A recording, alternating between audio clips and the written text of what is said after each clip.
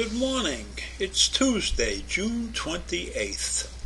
And today in New York State we have a gubernatorial primary. Now basically I've been against primaries for a long time. And I have a very good friend who works these primaries, so I would lean a little bit toward going with them as long as my friend can make a decent living from it.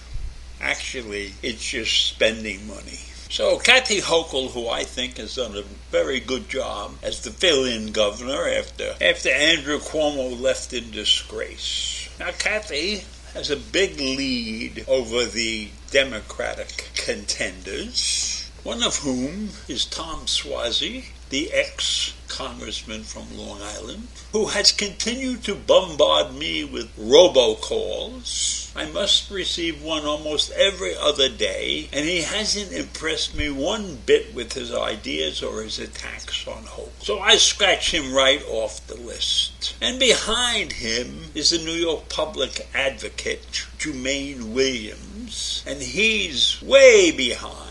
So there's very little chance that anybody is going to upset Kathy Hochul in the Democratic primary. Now, what we have to worry about is the Republican primary. And the leader in the Republican primary is also an ex-congressman. I don't know if he's an ex-congressman yet, Lee Zeldin, who is getting about 25% of the support from the Republican groupings. But he's running against Andrew Giuliani, who is very close to Zeldin.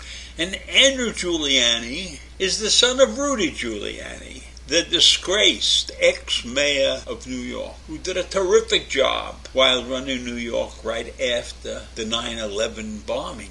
But Andrew Giuliani is an extreme right-wingist and an anti-vaxxer. He hasn't had a vaccination yet. In fact, he was prohibited from attending any of the gubernatorial debates in person. He had to zoom in because of his stupidity over his vaccination status. And then there's Harry Wilson and Bob Astorino. And I don't know much about those. And then there's 1/3 of the Republican voters are still undecided. So that race is pretty much up for grab. But that's not an impressive group of people, if you ask me, for my money. I don't think much of Zeldin, and Giuliani is obviously a fool, and they're running neck and neck. And it's expected that Zeldin will win the popular vote in the rural areas of this country, being he comes from Long Island, so he's hoping to get support from Long Island. And he probably will get support from Long Island because we couldn't get rid of this guy as a congressman. And Giuliani is strongest in the city, and I don't know why he would be strongest in the city, but he's running on his father's name, and many remember that his father was a good mayor. So maybe that's why Giuliani has some clout in this race. So in any event, Hochul is leading all of these potential contenders by more than 20%. So I would think that she's going to win the primary and then win the election. And that's good because I think she's done a very creditable job, and the stories that people are telling about her are not necessarily true, and they're taking out of context. They don't like her position on guns. I haven't heard much about her position on abortions, but she is definitely for the rights of women to have abortions, etc. Hochul is the first female governor of New York, and I would call her a liberal centrist. She came out strong against the Supreme Court abortion decision, and she marched in the Pride Parade in New York. And she will make history if she's elected the first female governor of New York, which right now looks like almost a sure thing. While she was not well known before she became governor, she was a congresswoman, and she did a lot of work in state politics. She was chairwoman of the statewide Regional Economic Development Council, and they transformed the state's economy by building upon regional strengths through long-term strategic plans.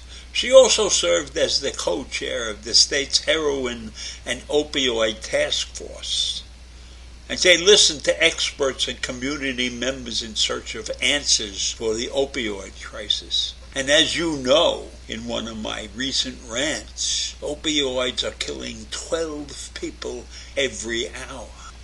As the lieutenant governor, she worked on a law to prevent sexual assault on college campuses. And she enhanced the state's paid family leave program. And she worked very hard to eliminate the gender wage gap. And she's also worked very hard to expand access to affordable child care. And as I think most of you know, child care is very, very expensive. So she's done a lot of things as lieutenant governor, as a congresswoman.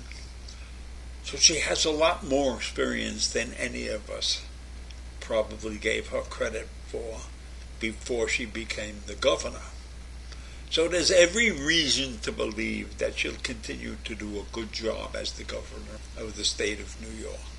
And believe me, we need a strong governor. The state of New York is a very influential state. And we cannot afford to have a poor governor. So as I look at her and I look at the competition, I think she's the right person for the job. And so while I don't often give any political views on my rants, I'll make an exception for her this time. Because it's about time that we got this country straightened out. And I believe that a woman like Kathy Hochul can help us do that. So I leave you with that this morning. Have a great day, and I'll see you in the morning. Bye.